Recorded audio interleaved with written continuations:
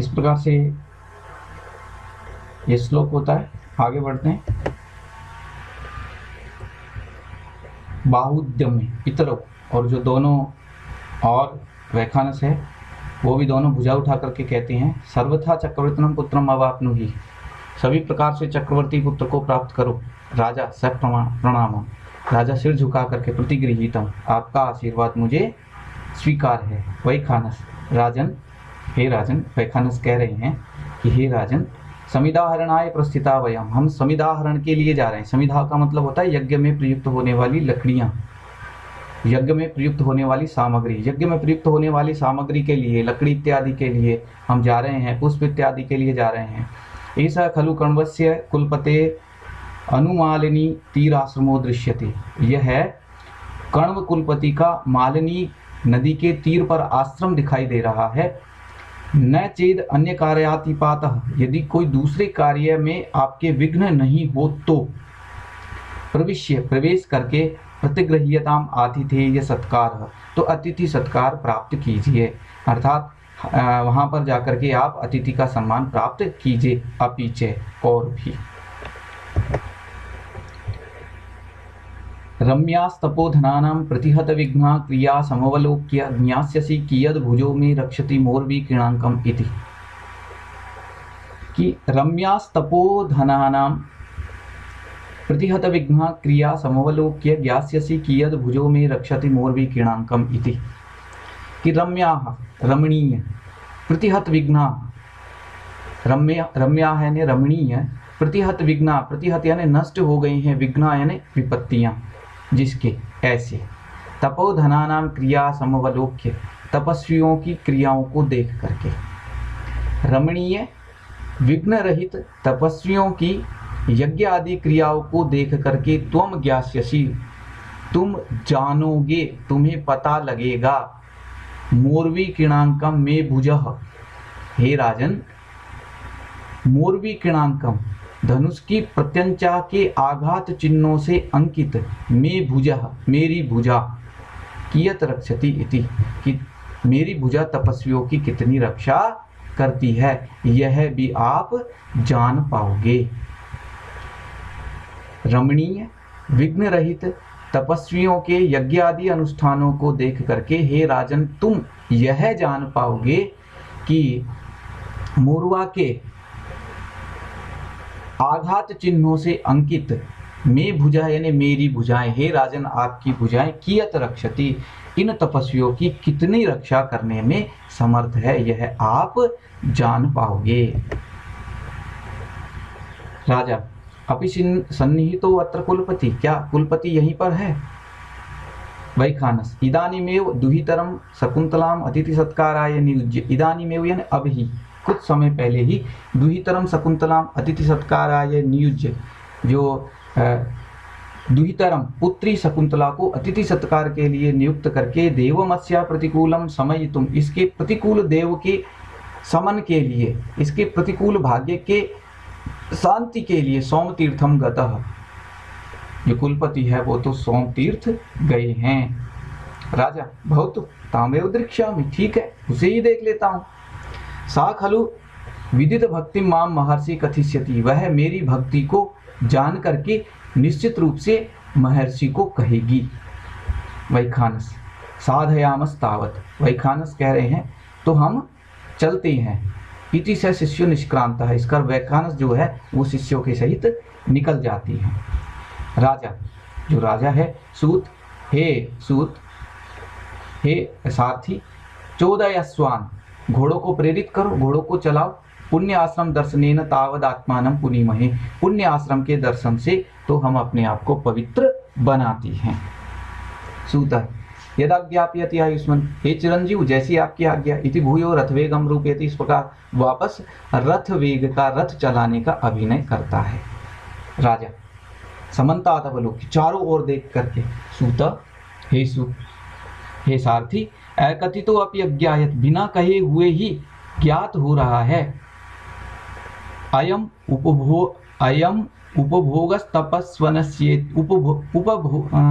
भागस्तपस्वनस्येति, अयम यह भाग है, हिस्सा है तपोवनस्येति, तपोवन का, कि यह तपोवन का भाग है, तपोवन का हिस्सा है, ऐसा बिना कहे हुए ही ज्ञात हो रहा है। तो सारथी कहते हैं कथम है, कैसे कैसे आपको बिना कहे हुए ही यह जो आश्रम है, यह आश्रम है, ऐसा आपको ज्ञात हो रहा है। तो राजा कह रहे हैं किम न पश्यति भवान ही, क्या आप नहीं देख रहे हैं? नीवारा, क्या नहीं देख रहे हैं? कौन सी ऐसी वस्तुएं हैं जिनको देख करके राजा को बिना कहे हुए भी वह स्थान तपोवन दिखाई दे रहा है, उसका इस श्लोक में वर्णन किया गया है। किम न पश्यति भवान, तो राजा कहते हैं सारथी से क्या आप ये नहीं देख रहे हैं? इह ही, यहाँ पर निश्चित रूप से क्या, नीवारा सुख गर्भ कोटर मुख भ्रष्टा तरुणा मध प्रसनिग्धा किंचित किंचित इंगुदि फल विधा सुच्यन्ते वोपला विश्वासोपगमाद अभिन्न गतयः शब्दम सहन्ते मृगास तोयाधार पथाश्च वलकल शिखा निश्चंदी रेखांकिता। एक एक शब्द को देखेंगे। निवाराः सुख गर्भ कोटर मुख भ्रष्टा तरुणा मधः प्रसनिग्धाः क्वचिद इंगुदि फल विदाः सुच्यन्ते वोपला विश्वासोपगमाद अभिन्न गतयः शब्दम सहन्ते मृगा तोय धारा पथश्च वलकल शिखा निश्चंदी रेखांकिता। अन्वय देखते हैं। तरुणामधः, पेड़ों के नीचे, जो तपोवन है, यहाँ पर जो पेड़ खड़े हुए हैं उन पेड़ों के नीचे, यह तपोवन है। यह कैसे ज्ञात हो रहा है कि जहाँ आसपास पेड़ खड़े हुए हैं उन पेड़ों के नीचे, तरुणामधः, पादपों के नीचे, वृक्षों के नीचे, सुख गर्भ कोटर मुख भ्रष्टा निवारा अवलोकयन्ते। सुख का अर्थ होता है तोते के, गर्भ कोटर, कोटर गर्भ, कोटर के मध्य से, मुख भ्रष्टा, मुंह से गिरे हुए, निवाराः, निवार नामक जो धान्य है, अवलोक्यन्ते यानी दिखाई दे रहे हैं।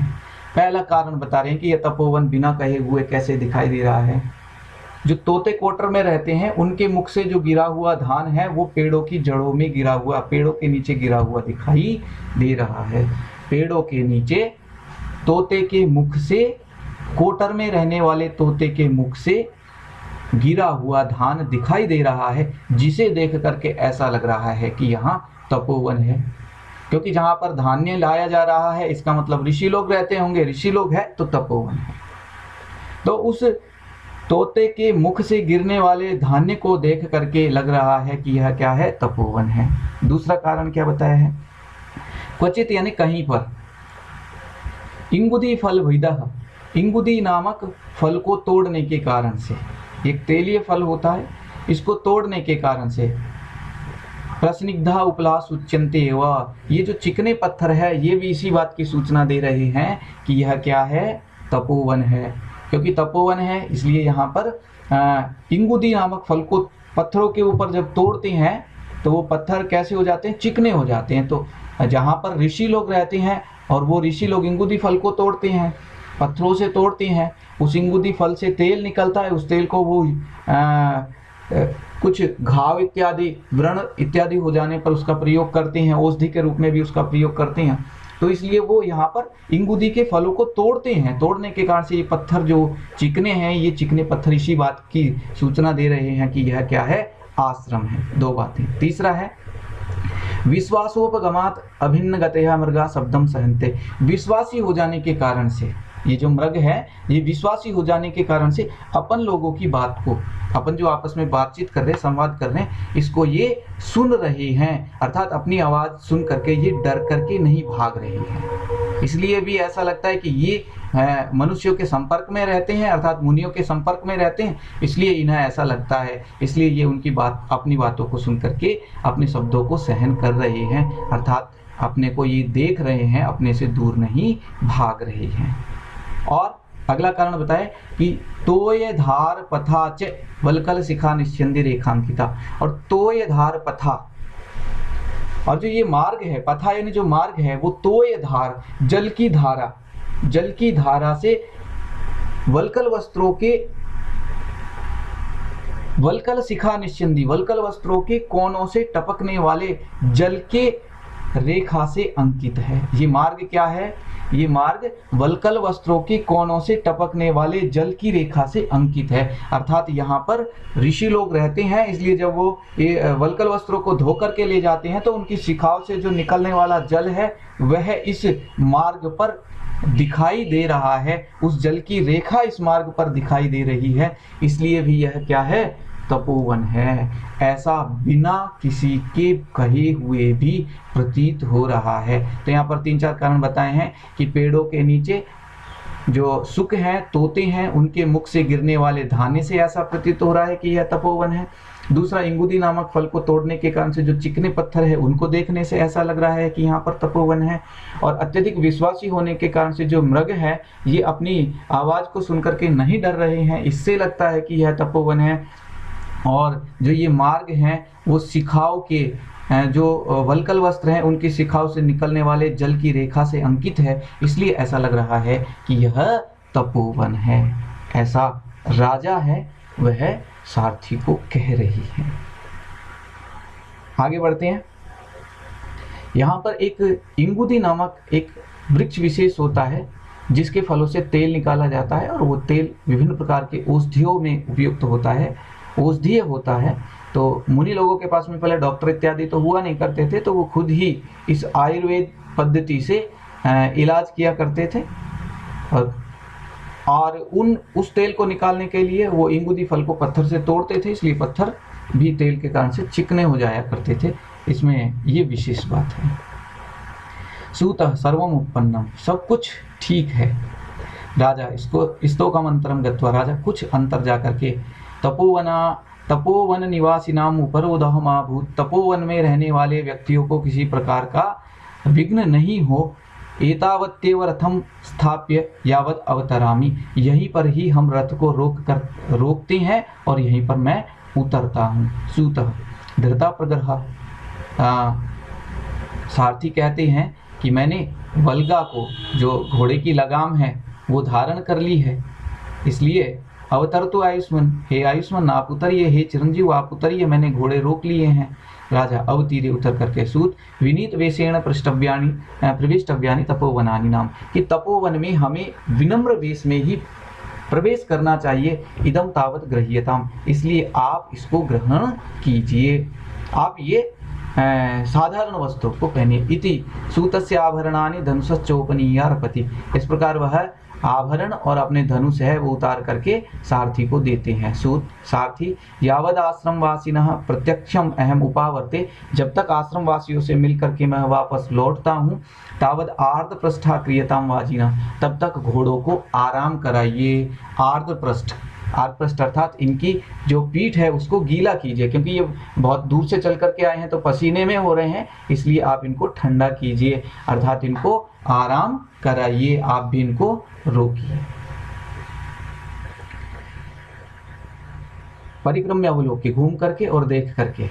इदम आश्रम द्वारम, यह आश्रम का द्वार है। यावत प्रविशामि, तब तक प्रवेश करता हूँ। प्रविश्य निमित्तम सूचयन, प्रवेश करके और निमित्त की सूचना दे करके, एक कारण है उस कारण की सूचना को दे करके।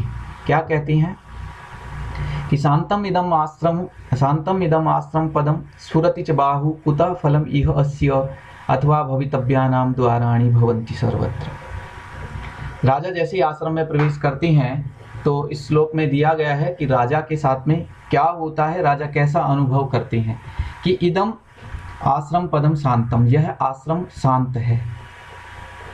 बाहु च स्फुरति, लेकिन मेरी भुजा है वह फड़क रही है। राजा कह रहे हैं कि यह आश्रम, जैसे ही राजा आश्रम में प्रवेश करते हैं, प्रवेश द्वार पर पहुंचते हैं तो राजा की भुजा फड़कने लगती है। तो राजा कहते हैं कि यह आश्रम तो शांत है, यहाँ पर रहने वाले प्राणी तो काम भावना से बिल्कुल दूर रहने वाले हैं, शांत स्वभाव से रहने वाले हैं, शांति के लिए यहाँ रहते हैं। बाहु च स्फुरति, लेकिन इस शांत तपोवन में भी मेरी भुजा जो है वह क्यों फड़क रही है। यह अस्य फलम कुतः, यहाँ पर इस शांत तपोवन में इसका फल कहाँ, यहाँ पर कैसे प्राप्त हो सकता है। अथवा राजा अपने आप से ही इस प्रश्न का उत्तर देते हुए कहते हैं भवितव्यानाम द्वाराणि सर्वत्र भवन्ति, कि जो होनहार होती है उसके द्वार सब जगह होती है। राजा की दाहिनी भुजा फड़कने के कारण से राजा को ऐसा लग रहा है कि शांत तपोवन में भी इसका फल यहाँ पर कैसे प्राप्त हो सकता है, क्योंकि ये जो आश्रम है ये तो शांत स्वभाव के तपस्वियों का है, तो इसमें तो काम भाव इत्यादि का आना उचित ही नहीं है। यदि काम भाव आता भी है तो उसकी पूर्ति यहाँ नहीं होने वाली है, क्योंकि ये तो शांत तपोवन है। लेकिन फिर राजा ये सोचते हैं अपने मन में कि जो होनहार होती है वो हो करके रहती है, भवितव्यानाम द्वाराणि भवन्ति सर्वत्र, होनहार सब जगह होकर के रहती है, क्या पता यहाँ पर भी ऐसा हो ना हो। तो ऐसा राजा क्यों कह रहे हैं? क्योंकि सामुद्रिक शास्त्र में दाहिनी भुजा का फड़कना कन्या की प्राप्ति होती है, और राजा को कन्या की प्राप्ति कहां से हो, इसलिए राजा ऐसा कह रहे हैं। आगे बढ़ते हैं। नेपथ्य, नेपथ्य से आवाज आती, इतः इतः सख्यो, यहाँ से आइए, यहाँ से आइए हे सखियों। राजा कर्णम दत्वा, राजा कान लगा करके आई, अरे दक्षिणेन वृक्षवाटिकाम आलापः उसूयते, मेरे दाईं ओर वृक्ष वाटिका में बातचीत सुनाई दे रही है, वार्तालाप सुनाई दे रहा है। यावद अत्र गच्छामि, जब तक मैं यहाँ जाता हूँ। परिक्रम में अवलोक के घूम करके देख करके आए, अरे एतास तपस्वी कन्या का, ये तो तपस्वी कन्याएं हैं जो स्वयं प्रमाण अनुरूप ही, अपने प्रमाण के अनुरूप ही, अपने शरीर के अनुसार ही सेचन घटई, सिंचाई करने वाले घड़ों के द्वारा बालपादपेभ्यः पयम दातुम, छोटे पौधों को जल देने के लिए, इत एव अभिवर्तन्ते, इधर ही आ रही है। निपुणम निरूप्य, भली प्रकार से देख करके, अहो मधुरम आसाम दर्शनम, इनको देखना कितना सुंदर है, इनको देखना कितना अच्छा लग रहा है कि अपने अपने प्रमाण के अनुरूप, यदि सखी की उम्र ज्यादा है, यदि तपस्वी कन्या बड़ी है तो बड़ा घड़ा, छोटी है तो छोटा घड़ा, अपने प्रमाण के अनुरूप घड़ों को लेकर के जो ये छोटे छोटे पादप है, इन पादपों में जल देने के लिए, जल से इनको सींचने के लिए इधर ही आ रही है। इन छोटी छोटी और अपने वय के अनुरूप, अपने प्रमाण के अनुरूप जो सेचन घट हैं उनको लेकर के जो आ रही है, ऐसी इन तपस्वी कन्याओं को देख करके कितना सुंदर लग रहा है, उनको देख करके कितना सुंदर लग रहा है। एक सुंदर श्लोक में राजा ने वर्णन किया है कि शुद्धांत दुर्लभम इदम वपुर आश्रम वासिनो यदि जनस्य दूरकृता खलु गुणै रुद्यान लता वन लता भी यावद इमाम छायाम आश्रित्य प्रतिपादयामि इति विलोकयन् स्थिता। वहीं पर छाया है, छाया में रुक जाते हैं। क्या कहते हैं कि शुद्धांत दुर्लभम इदम वपुर आश्रम वासिनो यदि जनस्य दूरीकृता खलु गुणै रुद्यान लता वन लता भी। अन्वय के अनुसार देखेंगे, आश्रमवासिनः जनस्य, आश्रम में निवास करने वाले लोगों के, यदि शुद्धांत दुर्लभम इदम वपु, यदि रनिवास में भी दुर्लभ यह शरीर है तो, अर्थात रनिवास में भी यदि इनका जितना कोई सुंदर नहीं है तो आश्रम में निवास करने वाले लोगों का, यदि मेरे रनिवास में भी यह दुर्लभ रूप जो मैं देख रहा हूँ यह है तो निश्चय ही वन लता भी, वन की लताओं के द्वारा उद्यान लता, उद्यान की लताओं को गुणई, गुणों के द्वारा दूरीकृता खलु, परास्त कर दिया है। अर्थात निश्चित रूप से वन में रहने वाली इन तपस्वी कन्याओं ने मेरे उद्यान में रहने वाली, मेरे रनिवास में रहने वाली उन रानियों को गुणों से परास्त कर दिया है। निश्चय रूप से यहाँ पर लताओं का उदाहरण दे करके अपने रनिवास में रहने वाली जो रानियां हैं उनके रूप की तुलना की गई है।